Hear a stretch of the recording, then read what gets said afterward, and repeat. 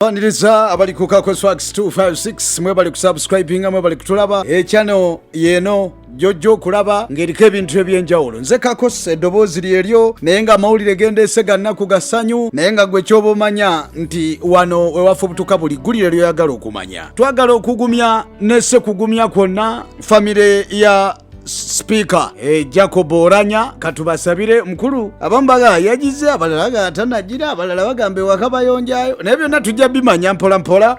Nalabye Norbert Mao, nalabye Alfonso Winyidoro ne Deputy Speaker Anita Among nga bagenda okulaba omukulu ali atya ali mu mbeera ki n'ebirala ebiringa ebyo bwe tunaba tubitegedde tujja kuba tubibategeeza.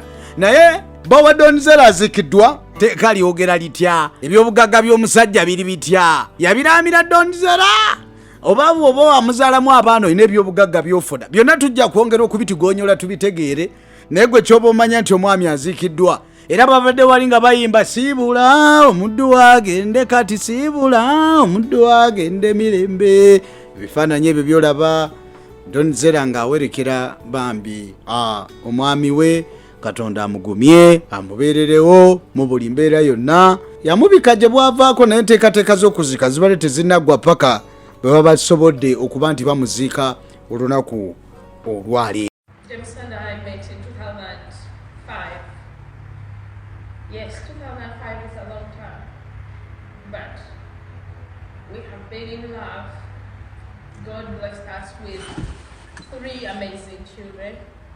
I cannot complain about life because every day comes with different fruits. Every day comes with different blessing. James loved his work so much. There are days we sat home, they're like, okay, I'll be home if you go to work. And he's like, can you go to work? Then I'll be home. Work wasn't my thing, but letting him do whatever he wanted to do, it was his work. He wanted his job so much, and he loved his kids so much. My husband has other children who have not managed to make it to. Kale nno twongera kugumya kyali waffe abaana abo bakuze nga maama kyonna kye kiri ojja babeererawo nze nkimanyi ojja kuyiwawo omubiri Donzera. Shiba karungi agenda kuba nga ata akayimba nalamulabyeko nga ali mu studio ng'agezaako okukuba ekitujja. Ennaku zino akuba bidongo ebyo naye ndowooza waayagalidde okutambuliza omuziki gwe. Yava e London n'ava e Turkey n'akomawo muno kintu ne kiba nga kitambula show afuna bamupangisa n'ennyimba empya akola. Katumwagalize bisima ebintu bibe nga bitambula bulungi nnyo.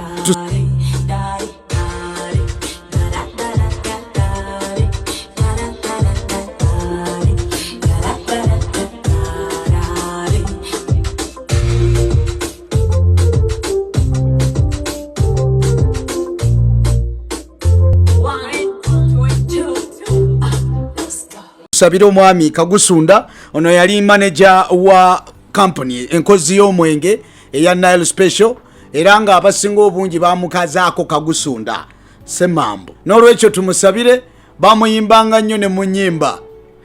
Waliwo n'omusajja yayimba obulamu bw'ensi bunyuma kiro yaguyimbako n'agamba Kagusunda semambo. N'olwekyo tumusabire mulwadde naye ajja kubaterera inshallah Mungu amukwatireko byonna bibenga bigwa. AK47 olunaku lwa AK47 lwe yafa bajaguza obulamu bwe n'okujjukira ddi lwe yafa ekalangaala eyo. Dr. Jose Chameleon yabaddeyo n'abalala ababaddeyo nga bajjukira obulamu bwa AK47. Ono yafa abamu bagamba yattibwa naye okuva olwo famire ye nga ekyabanja obwenkanya tebafunanga report kumanya kiki ekyatta era ekyaviirako okufa kw'omugenzi ono AK47. Yali mu tiimu No Sleep gye yava olwo olutalo gye lwalabukira okukakkananga Mukama Katonda amujjuludde. Bamuziika kalangaalo mu district y'Emityana naye byabaddeyo byonna tujja kwongera okubinoonyereza tujja kubikuwa. Abasobodde okubaawo mwebale, abasobodde okuyiwawo omubiri mwebale. Nalabye ne Dr. Jose Chameleon eyo ne baganda be bonna. Mukama Katonda ayongere okumusaasira ebyamusobako era awummule mirembe. Oba oli awo ne family erifuna obwenkanya ng'efunye ekiki ekituufu ekya